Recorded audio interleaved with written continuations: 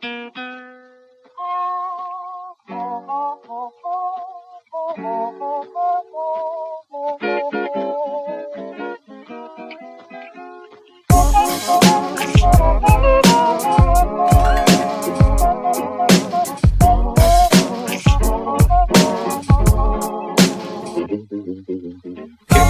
much trouble, it's not my fault. All this I also lose my friends, I lost my baby that is looking crack. Only today want to change. He wanted it, so the cougar will try more like to feel.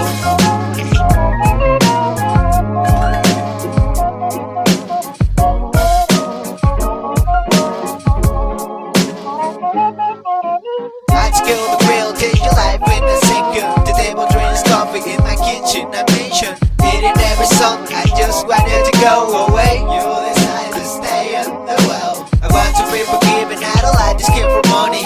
Sorry I was scared, you're not the way it feels. Like to sleep waiting for someone to come in and kill you. That's why nothing is stop now, I'm not afraid of anything. Go they gonna kill anyone that feels so powerful. They trip about you every you skin up, everything is confusing. You will be good, but you will be more. You will be good, but you will be more. You will be good, but you will be more. Alone every day, it is a praise, a pleasure. Good morning and welcome to Dynasty 365, where the film will set you free. Today we're going to go over the Denver Broncos versus the Tennessee Titans in Mile High during Week 6. I've been so out of the football, fantasy football, dynasty football loop that I haven't even watched the last two Broncos games, which I believe is the first two games I've probably missed in about 10 years. But I've just been focusing on work and other things. But I had a little bit of spare time. Figured I'd catch up on the Broncos and do another game that wasn't highly broadcasted this week that should be coming out tomorrow morning. So with that, let's get into the film.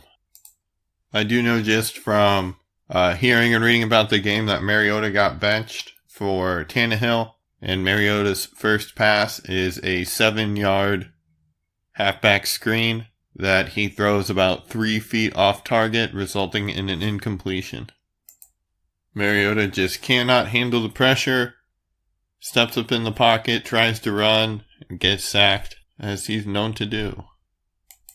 Deontay Spencer with a nice return for the Broncos. We've been needing a good returner for a while, and it looks like with Spencer, who was cut by the Steelers during the preseason, is going to be Denver's punt returner and kick returner for the foreseeable future. 2 straight runs with Phillip Lindsay. He's actually shown a little bit of hesitation. The first play was a wide open hole, but 12 yards on 2 runs, you can't really ask for much more. It's also a good sign that the coaching staff has finally realized we need to feed Phillip Lindsay in order to win football games. Lindsay's single best ability is being able to read the entire field and instantly make that decision of which hole to attack and then attack it. There's no wasted movement, no wasted time making the decision. He finds the hole and he gets there. Joe Flacco, on the other hand, cannot read a full field. Granted, it's a quarterback against a running back, but Royce Freeman was standing all by himself in the middle of the field at the first down marker, and Flacco was just locked in on the left half of the field and threw the check down to the fullback. Not a bad play, but you've got a guy wide open right in front of the center, and you can't find him.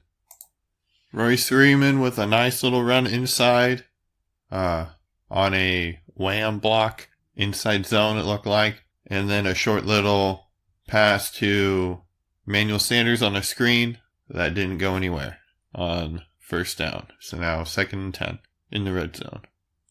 I know Freeman truthers, after seeing the box score, are gonna be pining for him to get more touches, but he simply cannot get to the edge. He does not have the speed to get to the edge. He's just so slow to the edge, and he doesn't have any ability to even threaten the outside defender that he might get to the outside, which completely takes away half of the possible moves you could make to make that defender miss. Sutton with a nice route on the out. Flacco was late with the football, but Sutton needs to come back to the ball and attack it a little harder. He let the defender in the play by getting honestly a little lazy and not fighting back underneath. If he would have fought back underneath, he probably would have scored a touchdown as well, because the defender was going to be overrunning the route. But at the end of the day, that's far more on Joe Flacco being late than on Courtland Sutton. But you want to see him come down with that. The first 2 drives for the Titans have been halfback screen, run, pass, and then run, pass, as is typical of an offense with a horrible quarterback. And on third down, Mariota throws a 4-yard out route, 4 yards short. That would have been the first down to Delaney Walker. No surprise already that Mariota is about to lose his job. I think I'm going to start calling Joe Flacco One Read Joe, because all he does is lock in on one guy. Maybe that's the offensive game plan on that play. It did seem like they kind of tried to stretch the field vertically, get Emmanuel Sanders on a slant route, but it was just a poor decision to throw the ball in on a guy who was well covered and a middle linebacker coming out to meet him. Didn't ever really have a chance, but all I've seen is Joe Flacco stare one direction and then throw the ball that same direction so far. Lindsay with a nice run on an inside zone on 2nd and 10, and then a good out route by Courtland Sutton and a good throw on time by Joe Flacco finally. And Sutton showed his strength powering through 2 defenders to get another 2 or 3 extra yards. I hope you bought Sutton when I told you to a couple weeks ago, because it's probably too late at this point now that Emmanuel Sanders has kind of fallen off. I also was going to brag about this today, but realized I never published the podcast about how he should have sold higher on TJ Hawkinson after playing the Cardinals because of how poor their safeties are in coverage, and how once he meets better safeties, he's going to see a lot of issues. And Hawkinson has definitely fallen off. His athleticism has been pretty concerning at the NFL level so far. And you all know how I feel about Kahale. I think that Darren Fells, Jordan Akins has been a real good example of how watching the film helps. Because if you only look at that box score, you're going to be picking up Jordan Akins. Then next week, it's Darren Fells. It's a timeshare at tight end between 2 not very good tight ends. So use them if you got them, and you've got no one else. But as I said before, Fells in PPR, Akins in standard, I guess. But I'm waiting for Kahale to come back. Joe Flacco throws it in the dirt on a failed tight end screen. Then Royce Freeman can't make a guy miss in the backfield, although it was a tough play. So another 3rd and long real quick. And they run the ball with Royce Freeman on 3rd and 9 at our own 30. If you are going to run that play, have Lindsay in because he can actually get the edge. Freeman cuts upfield on 3rd and 9. I mean, you have to try to get the first down. The only way you're going to get it is going outside. Even if you don't have the speed, you have to at least try to get to the outside. Just a stupid play call and a stupid play. And why is Lindsay not in over Freeman if you're going to run the ball on 3rd and 9? It's just stupid. It's better to call the timeout and get the right player in there than make that play call. It just makes no sense. Not in field goal range. You're not gaining pretty much any yards of field position at all in the kicking game. Stupid play call, stupid personnel, stupid result. A.J. Brown catches a short out that Mariota miraculously puts on target. And then he tries to fight for extra yards and gets it stripped. I haven't seen what the refs rule yet, but it looks like Justin Simmons recovered the ball while his foot was out of bounds. So I believe that means the Titans are going to retain possession at that spot. But we'll see. And sure as shit, that's what they called. Couple dumb plays from the Titans, not even worth mentioning. And then there's a slant by Delaney Walker on 3rd down. That number 27, who I actually don't even know who that is. At least it's not Isaac Yiadom, that piece of shit. But makes a good play. He kind of hooks him with his left arm, but he made a play on the ball. He was going for the ball. He made the play. Delaney wasn't going to get it. That's just a ticky-tack PI, and I don't really think you can challenge it and get it overturned, but I don't think that was PI.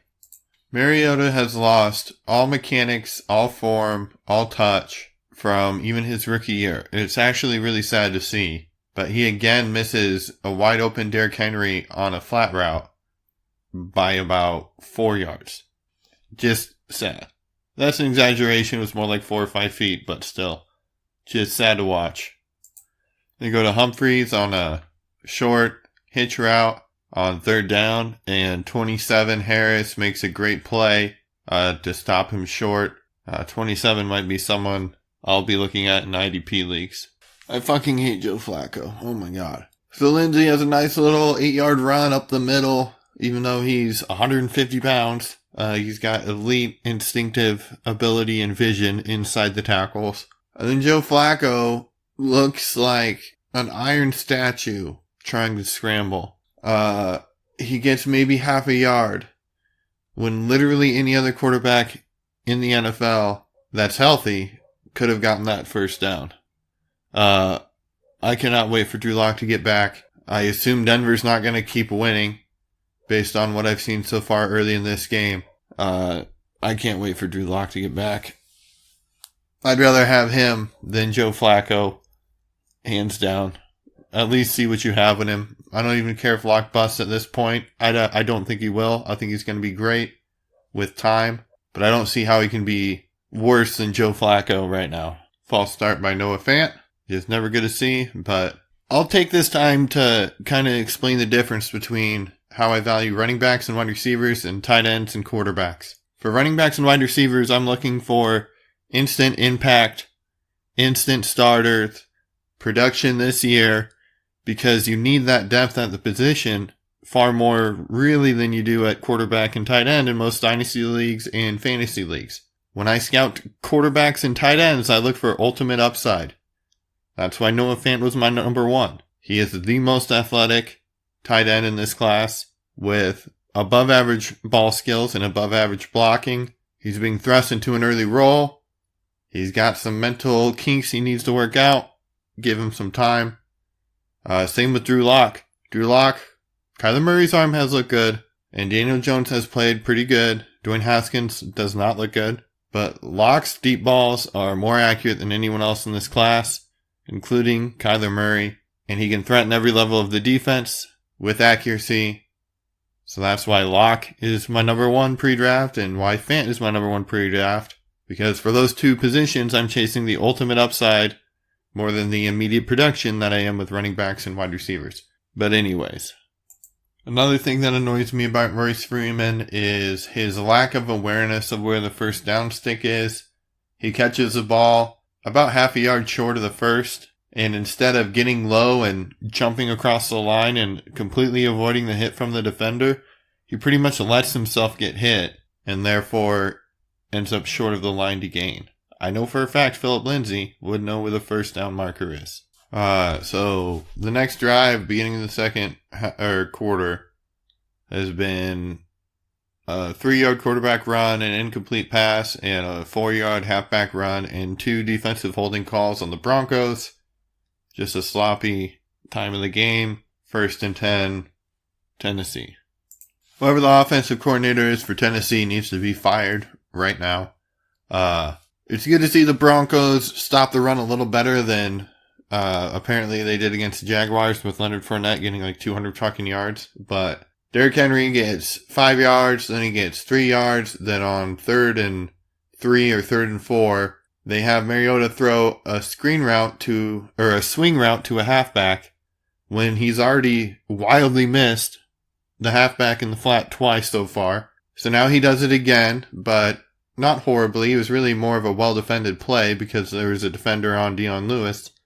But if he puts that ball on target, he at least gives Lewis a chance to make a guy miss and get the first. But really what they should have done is run the fucking ball again. The team just gave up 200 yards on the ground. You just gained 8 yards, 7 yards, running it twice. Your quarterback is playing bad. Let's give him the pass that he's struggled with already in this game. It's just stupid. It's predictable play calling. Just bad all around. Even if you want to blame Mariota, their offensive coordinator is living in 1947. Joe Flacco simply can't read a defense. I get he was getting pressured, but he was just guessing where Sutton was going to be, and Sutton slipped on the route and just threw it. But he had 2 receivers wide open. He just doesn't have it anymore. That's the easiest way to say it. I'd bench him immediately for Drew Lock when Lock comes back from IR. Not in week 7. I know Lock's still in IR. You fucks. But boy, does Joe Flacco look like Peyton Manning compared to Marcus Mariota. Throwing an out route 7 yards behind and a yard short of his outside receiver. A horrible read and off-target throw by Mariota to Adam Humphries, but Adam Humphries makes a great catch. Anyone owning a Titans receiver has to be just distraught. I assumed Humphries was going to have a big year with Mariota wanting to throw small, short balls. Maybe that'll change with Tannehill. We'll see how he looks during this game. But really, that should have been a pick by Chris Harris. Just a great play by Humphries. It is good to see the Broncos D actually be able to stop the run, more so than last game, for sure. Without watching it, I think it's pretty much impossible for them to be as bad this game as that one. But I also think some of it has to do with how predictable the Titans' play calling is, and their O-line doesn't look all that stellar. They look okay, but they actually weirdly kind of look better at pass protection than they do running the ball, which is kind of opposite given their offensive strengths.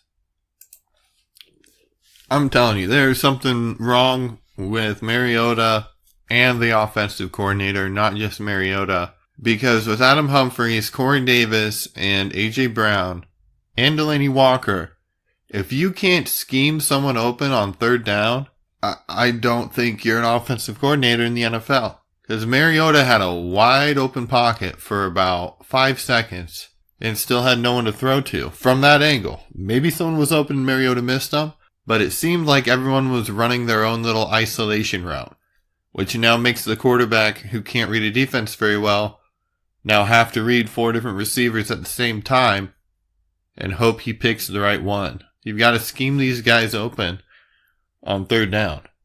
When I was ranting about Keenan Allen getting the first down on 3rd down and Julio Jones getting the first down, it's because their offensive coordinator helped scheme them open on that play. And it doesn't seem like there's all that much scheme involved in Tennessee. I'm surprised Mariota is still in this game. He looks like he's never played a game of football in his entire life. So indecisive, so scared. Luckily, Sutton was Flacco's first read, or he probably would have missed him. But great route, great throw, a little underthrown.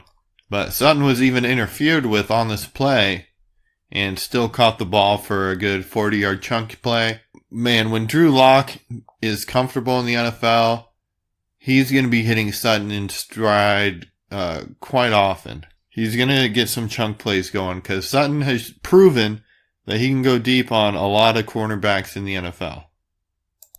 Freeman showed a nice balance in a crowded backfield, getting hit a couple times and still ended up finding a hole and picking up about 4 or 5 yards. Freeman slowed to the hole the next play and fails to get the first down, although he got a couple yards. Then on 3rd and 1, the linebacker read the hole great and stopped Lindsay right in his tracks. Just a great play by the defense. And one of those, I like getting Lindsay in the 3rd and 1 scenario. I understand it, but Freeman outweighs him by 40 pounds. He should be able to be a goal line back and a short yardage back. So that drive, I would have had Lindsay in the first 2 plays and then put in Freeman if needed, but I guess that's just me. McManus with a nice 53-yarder.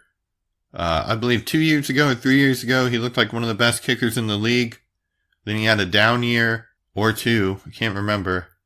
But that's a big kick for him to make, a 53-yarder. He's definitely cleaned up his form a lot. Derrick Henry gets stopped on 1st down. Then Delaney Walker's wide open on the seam route. And Mariota is still late with the ball and still off target so bad that he makes Walker fall down. 3rd and 8, Mariota chokes again and jumps up into pressure and gets sacked by his own lineman. It should tell you how much the coaching staff trusts Joe Flacco when we're running the ball on 2nd and 17 with 1:03 left in the half, up only 6-0. And then there's a low snap, and Flacco is too unathletic to catch it and falls down and twirls around on the ground like a little ballerina. I was just going to bitch about how the Broncos only wasted 1 minute of time and gave the Titans the ball back at the 50-yard line with 1 minute left to play and 2 timeouts. And Mariota finally throws a pick to Chris Harris. First play. I've been liking calling certain plays the insert player's name special, and the Joe Flacco special is locking in on one receiver and throwing the ball. It's sad for a veteran quarterback to be either, I can't tell, clearly he can't run anymore, but he always had a strong arm and could read defenses okay, but it's just one read Joe Flacco. Again and again. Then he actually avoids pressure in the pocket and steps up and could have easily fallen forward for a couple yards and throws a pass in between 2 receivers, one of which is 1 yard in front of him. I'm just tired of watching Joe Flacco play for my team. I am. Pass interference on Cortland Sutton on a deep shot on 3rd and 2. One read Joe just hucks it deep on 3rd and 2.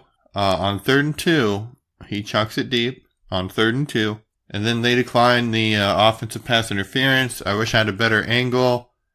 It looked like Adoree was in good position, and Sutton got frustrated, but I couldn't tell. I thought it was DPI at first, but hard to tell.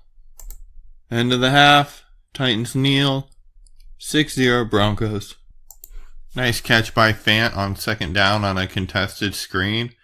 He showed he'd get physical with the linebacker, and the ball was thrown slightly behind him, and he still made the catch.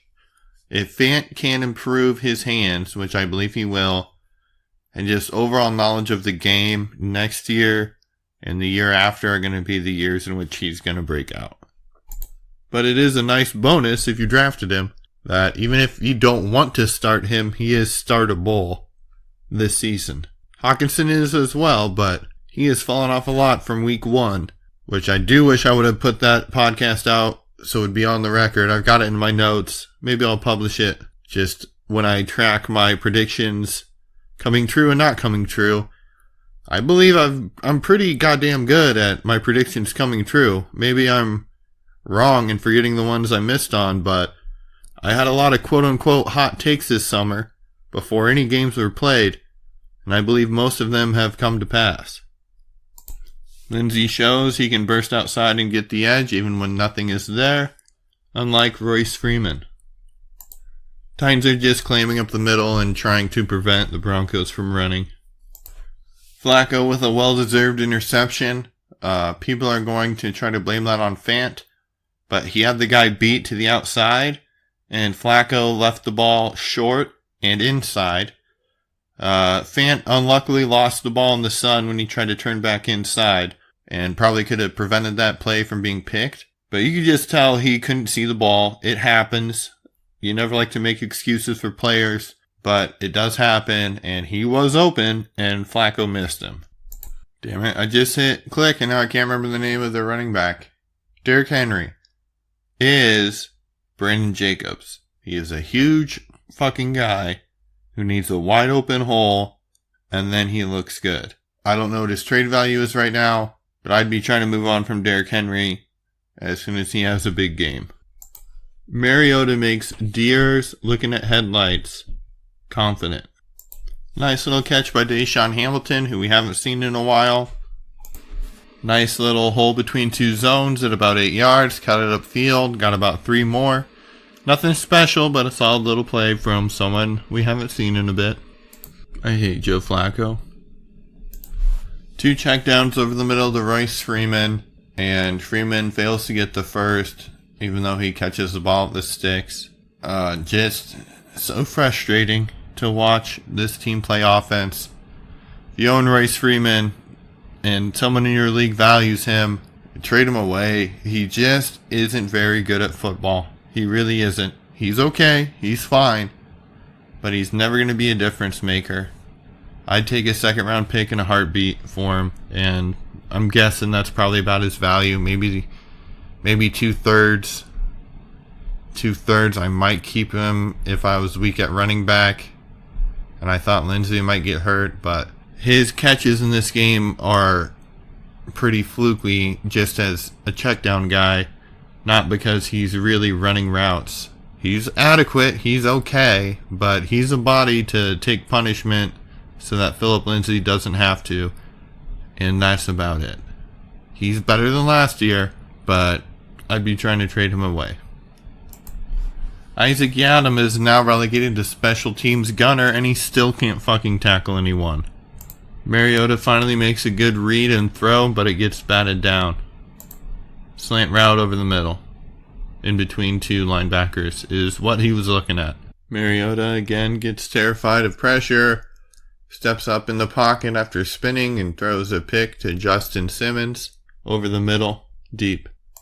Nice design play and like mini halfback screen to Freeman on a flare route on the right side. I do think some of his success in the passing game is due to people not expecting him to be able to catch passes.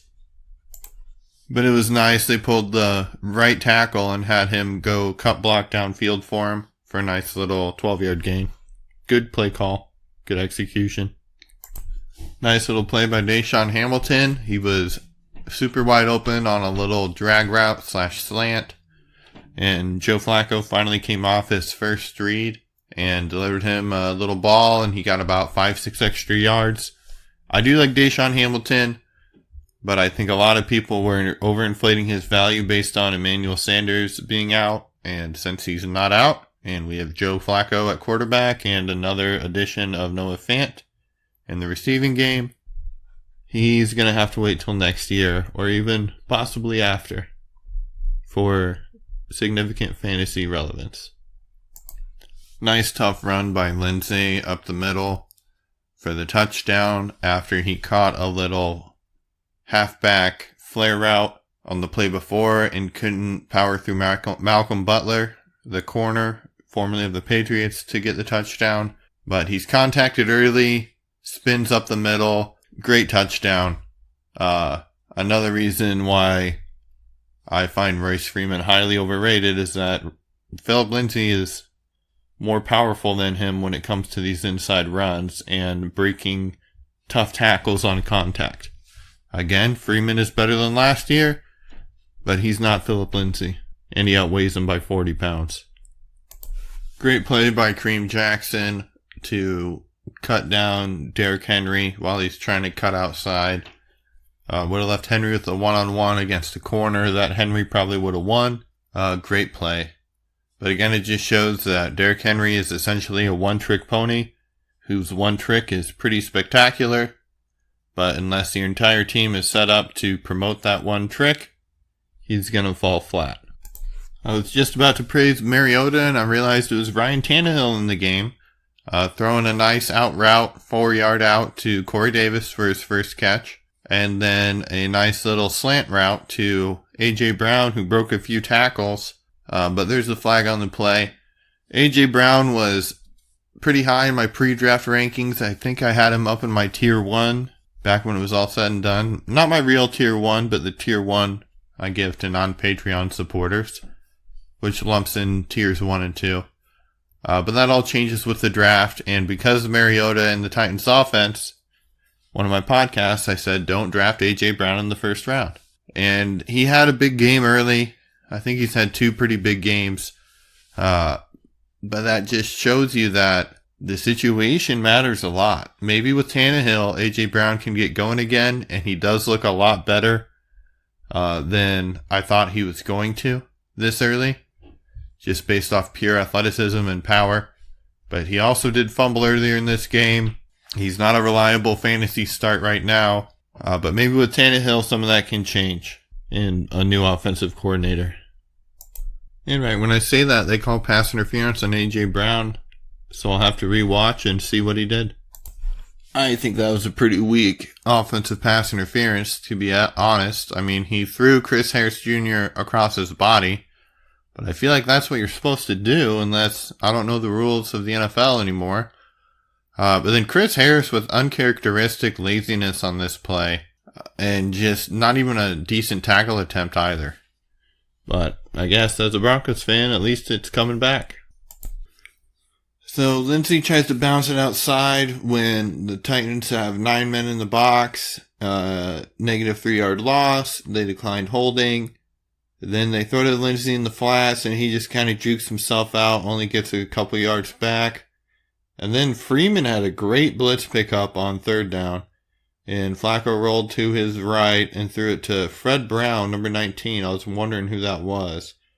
But I think he's the guy who got pulled up from the practice squad couple weeks ago, but that is a bad sign for Juwan Winfrey and Trindon Holiday for sure, that Fred Brown is playing. But it was a nice little catch, nice little play, but unfortunately it was 3rd and 12, and we're going to give the Titans the ball right back. Titans do have a good defense, but I'm just not a fan of our offensive system right now or the offensive coordinator. I get it's 13-0 and their quarterbacks suck, but it's still 13-0 and you just got 290 yards of rushing put on you last week. I would be trying to get a little more aggressive.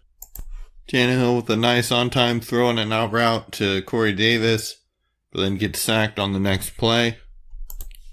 It's sad how much better Tannehill looks than Mariota after like 5 plays, and they still wouldn't make the switch from Mariota to Tannehill before now. Run up the middle at our own goal line after a false start. Freeman gets like a yard. Then Flacco throws it behind Lindsey, who couldn't get the handle on the football. Probably going to go down as a drop for Lindsey, but really that was an absolutely horrible pass on a 2-yard throw. 3rd and 10, and I don't have much hope. And on cue, One Read Joe stares down to Sutton and then throws it behind him, which should have been a first down, but One Read Joe is going to One Read Joe. Tannehill completing multiple passes on target and on time, which is sad to say, but he's the best quarterback in this game. I mean, it's sad to say, but that's the facts.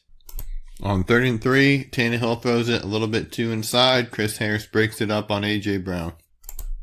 Titans go for it, and then Tannehill takes a sack on 4th and 3. Broncos ball. 9:11 left in the 4th. One Read Joe throws to Sutton, who tries to fight upfield, but gets the ball stripped. Luckily, he was at the sideline, and it went out of bounds. One Read Joe hits Sutton on the deep post. It's like a seam / post / slant. Sutton is really good at those in-breaking types of routes. And One Read Joe is really good at locking in on one read. Those are the type of things that make Philip Lindsay special. Joe Flacco trips on his way back to the handoff. The play is blown up by good penetration by the Titans. Lindsay's hit 6 yards in the backfield right after he gets the ball and just instinctively bounces to the outside.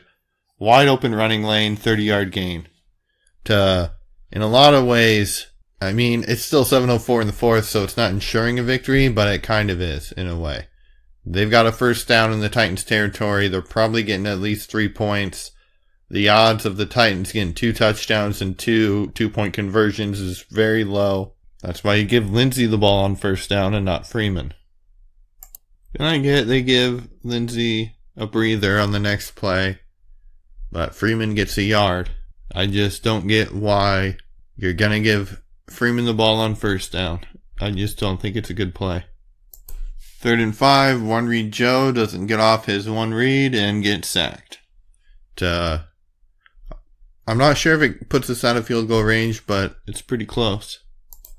So it didn't put him out of field goal range, but it made it a 48-yard field goal, which is never ideal, but McManus comes through. So now it's a 16-0 game with 5 minutes left in the 4th. Pretty much all but wrapped up, but I just can't stand to watch One Read Joe play quarterback anymore. He's done. He needs to be replaced. The person to replace him is our Lord and Savior, Drew Lock. I would go trade for Adam Humphries right now.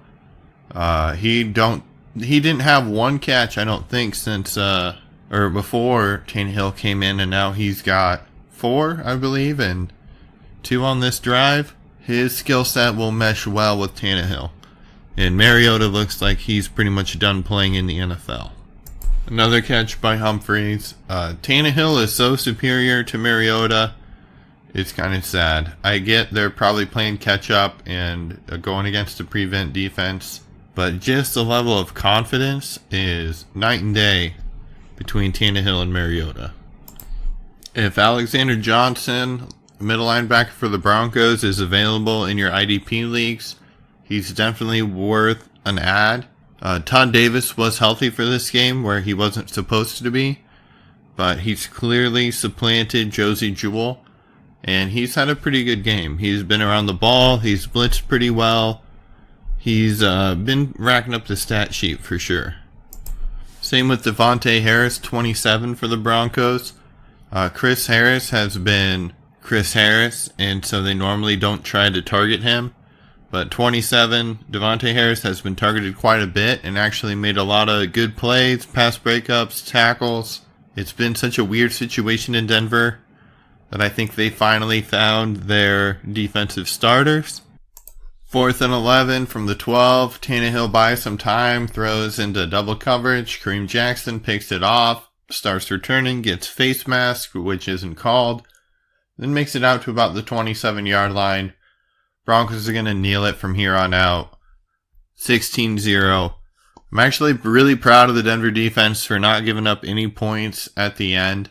I get Tennessee was down by a lot and they had to keep going for it, but this is the best 2-4 Broncos team I've ever seen. Still don't believe in Joe Flacco. I think he fucking sucks and he's on his way out of the NFL. And that Drew Lock is going to make at least 6 starts this year. Yikes. So the Broncos play the Chiefs on Thursday. Probably not going to end up being a good game for the Broncos, but anything can happen, and Denver is much better than a 2-4 record. They lost to the Bears on a bullshit roughing the passer. They lost to someone else on a bullshit roughing the passer, and it is a new head coach. I think they finally figured out who their defensive starters are, which it's kind of sad it takes 5-6 weeks before you can figure that out when you're a defensive head coach. But I get it. There's a lot of new pressure when you're the head man compared to being a defensive coordinator, and you might be insecure about making some decisions. But the fact Isaac Yiadom played for 4 fucking weeks before getting benched is a sin against every defensive coordinator to have ever coordinated in football. The dude fucking sucks. But I'm glad he's finally not out there. His backup and his backup's backup and his backup's backup were all better than Yiadom. But against the Chiefs, don't play the Broncos D. If you can pick up 27 Devontae Harris and I think 45 Alexander Johnson, they're going to be nice pickups. Broncos are almost certainly going to lose if Tyreek Hill and Sammy Watkins are healthy, which it looks like they're going to be. But this Broncos team is looking pretty good. The Chiefs D sucks. Mahomes is playing worse than last year. There's no doubts about it. Mahomes is playing worse than he was last season. So I'd still take the Chiefs.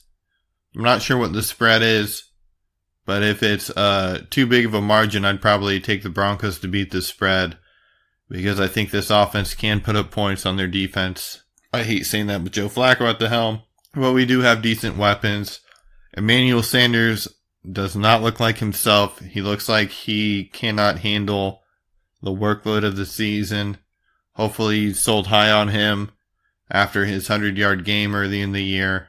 Those are really the only takeaways. Tannehill's better than Mariota. If you wanted to make a play for Corey Davis or A.J. Brown or Adam Humphries, this is probably the time to do so.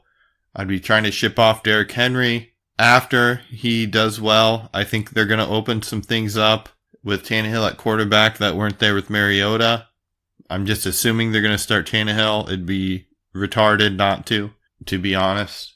Maybe DeMarcus Walker, number 57 for the Broncos, defensive end, would be worth a look in IDP leagues, but I don't think he's going to see the volume or the snap share or the lopsided scoring to really be that much of a factor. But if you're desperate, he's worth a look. And that's pretty much all I've got. Next episode will be released later this week. It'll be a game that wasn't heavily covered nationwide on the regular channels, but I missed the last two Broncos game, and I used to watch every single Broncos game live.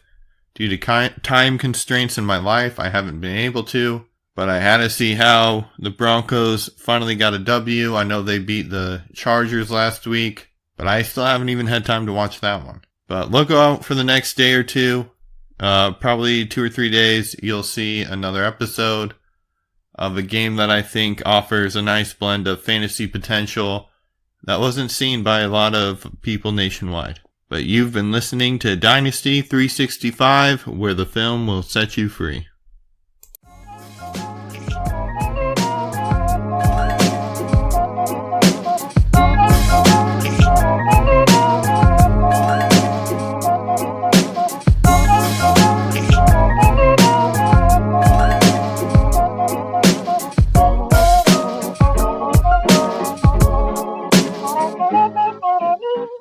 So much trouble, it's not my fault, all this. I also lose my friends, I lost my baby. That was smoking crack, only today want to change. He wanted us on the cougar and try what I to feel.